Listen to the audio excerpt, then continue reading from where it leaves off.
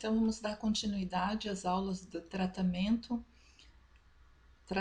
clínico, né? Assistência a clientes, pacientes em tratamento clínico. Então, nesta aula, nós vamos estar falando do sistema cardíaco, né? E vamos começar por uma revisão de anatomia. Então, essa seria a aula número 5. Então, aqui nós vamos falar um pouco do coração, né? Então, o coração nós sabemos que ele é constituído por 4 cavidades, né? 2 átrios e 2 ventrículos, né? Então, o átrio, ele vai receber o sangue que vem, né? Do organismo, né? E o ventrículo, ele vai enviar o sangue, né? Para todo o organismo, né? Então, o músculo cardíaco tem por nome o miocárdio, né? Então, o miocárdio que dá esse ritmo ao coração, né?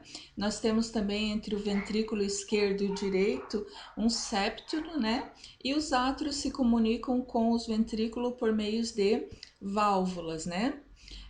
Nós sabemos que o ventrículo esquerdo, então, ele é mais espesso do que o direito, né?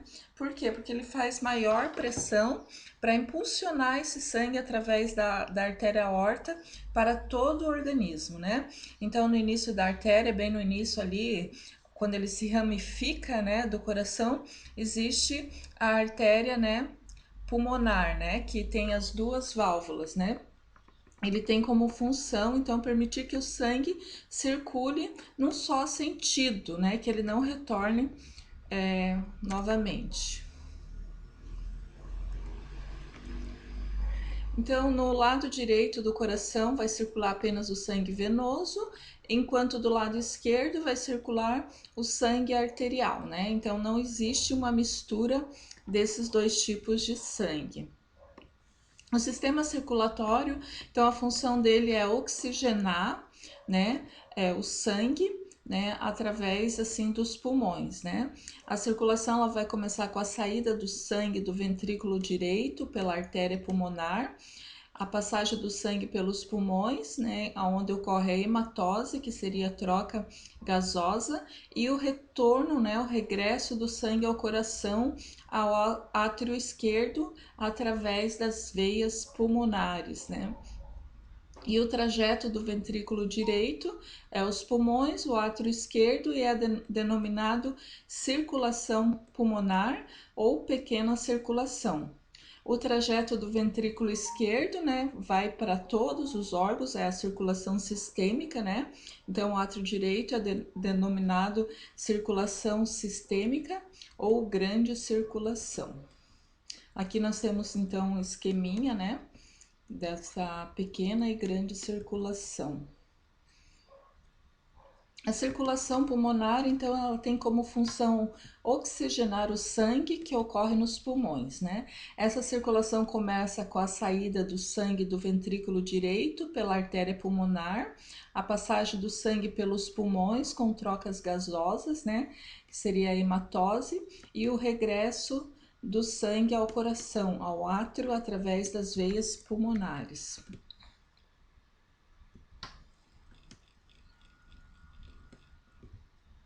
A circulação sistêmica, ela tem como função a distribuição do oxigênio e nutrientes por todas as células do organismo, né? O sangue arterial ele sai do ventrículo esquerdo pela artéria aorta para todo o corpo e regressa ao coração, mais concretamente à aurícula direita, agora rico em CO2 e pobre em oxigênio, né? Seria o sangue venoso, pela veia cava inferior da parte inferior do corpo e pela veia cava superior da parte superior da cabeça.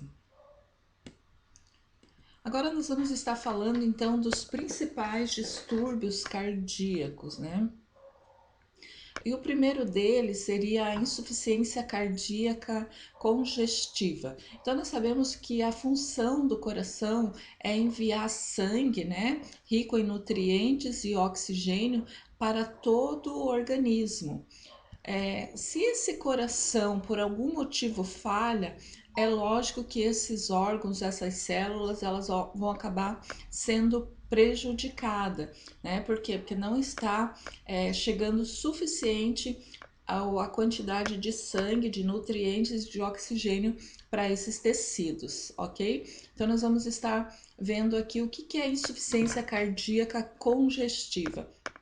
Então, é justamente essa incapacidade, por algum motivo, por alguma patologia, por uma má formação, esse coração ele não tem capacidade de bombear o sangue, né? Então, diz assim, é incapacidade do coração de bombear o sangue na quantidade suficiente. Ele até pode bombear, mas uma quantidade que não seja o ideal, né? Na quantidade suficiente para suprir as necessidades do organismo, provocando uma congestão, acúmulo de sangue e líquidos nos órgãos. Então, esse paciente também ele pode apresentar edema, principalmente nos membros inferiores, né? Então, a causa dessa insuficiência cardíaca pode ser a hipertensão arterial, né, que seria esse aumento da pressão sanguínea, a arteriosclerose, né, quando esses vasos sanguíneos acabam sendo prejudicados, o infarto agudo do miocárdio, né, quando existe essa necrose do músculo miocárdio, a miocardite, que seria uma inflamação do miocárdio, as cardiopatias reumáticas, né? Alguma doença cardíaca, a hipervolemia, né? Então, esse aumento de líquido circulante pelo organismo, quando o paciente apresenta uma insuficiência renal, quando o rim não funciona, uma estenose valvar, né? Isso pode ser também um problema genético ou depois adquirido, né? Essa válvula, né? Com problema, estresse físico, emocionais, né? Infecções, por exemplo, a endocardite bacteriana, né? Pode causar, né? E quais seriam os principais cuidados de enfermagem, então, para essa insuficiência cardíaca congestiva? Seria o controle do peso, proporcionar conforto, higiene e repouso, dieta hipossódica, verificar dados vitais, manter o paciente na posição de Fowler, né? Que essa posição, é lógico, o paciente vai respirar melhor, observar eliminações e anotar, principalmente para verificar se esse paciente não está retendo líquidos, né? Administrar medicamentos segundo a prescrição médica, né? Os digitálicos, né? Para que servem esses digitálicos? Ele vai aumentar a força contrátil do coração, né? Os diuréticos e anticoagulantes, certo? Outro problema, né, que a gente pode verificar no sistema cardiovascular seria a hipertensão, né? Então, o que seria a hipertensão arterial, né? Então, ela é definida como níveis de pressão arterial em que a pressão sistólica está acima de 140 mililitros, né, por mercúrio, né? E a pressão diastólica está acima de 90 mmHg, certo? As causas, então, elas são desconhecidas em cerca de 90% dos casos, né? Então, ela pode ser chamada de hipertensão essencial primária. A secundária seria quando ocorre decorrente de uma gravidez, né? Aquele paciente que apresenta uma doença renal, como por exemplo uma insuficiência renal aguda, uma insuficiência renal crônica, algumas medicações, tumores, alterações vasculares, certo? Quais são os sinais e sintomas, então, dessa hipertensão? Cefaleia, né, que é a dor de cabeça, vertigem, alterações visuais, né, como a fotofobia, né, esse paciente vai ter um distúrbio, né, visual, ele pode apresentar fadiga, a epistaxe, que seria o sangramento nasal, né? E na maioria dos casos onde é o grande problema, ela pode ser o que é sintomática. Esse paciente está com a pressão elevada, não apresenta nenhum sintoma, mas nem por isso essa pressão elevada ela não vai estar causando danos no organismo. Então, esse é o tipo de pressão mais perigosa, porque o paciente ele permanece com os níveis pressóricos elevados, né? E com grandes chances desse organismo estar acontecendo danos, por exemplo, danos nos renais, né? Principalmente. E os cuidados de enfermagem, né? Paciente com hipertensão é fazer balanço hídrico, né? O controle de ingesta excreta, pesar diariamente esse paciente, né? Uma dieta hipossódica, né? Porque o sal ele acaba elevando a pressão, restringir o uso de álcool, né? E fazer o uso da medicação, né? Conforme ali a prescrição médica.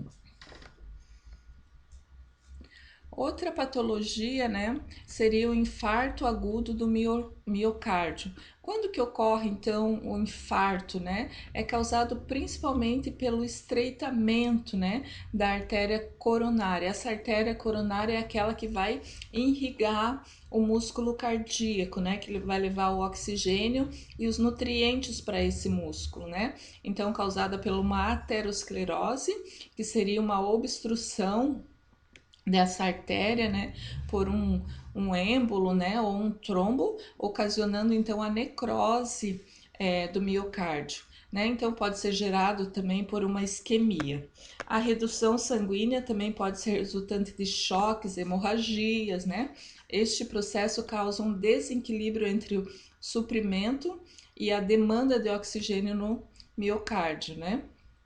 Geralmente acontece com homens superiores a 14 anos e portadores de aterosclerose dos vasos coronarianos, né? Hoje há um aumento de pessoas infartadas com faixa etária menor, né? Por quê? Por causa do estilo de vida moderna, né? Alimentação errada. Quais seriam então os sintomas, né, do infarto agudo do miocárdio? Seria uma dor súbita, né, subesternal, constante e constritiva, que podem irradiar para várias partes do corpo, como mandíbula, costa, pescoço e membro superior. Taquipneia, que seria o aumento dos batimentos cardíacos, taquisfigmia, a sudorese, a palidez, tonteira, confusão mental, náuseas e vômitos. E os cuidados de enfermagem para o paciente, né? Os principais cuidados: proporcionar ambiente calmo, tranquilo, verificar sinais vitais de 30 em 30 minutos. Se o paciente estiver, né, sendo monitorado, ficar atento aos alarmes, funcionar a veia calibrosa, anotar diurese de hora em hora, higiene no leito, mudança de decúbito de 2 em 2 horas, estimular respiração profunda, manter vigilância constante, anotar as alterações, né? Solicitar a presença de médico ou enfermeiro nas situações de risco, promover a oxigenação, né? E massagem cardíaca em caso de urgência, solicitar a presença do plantonista.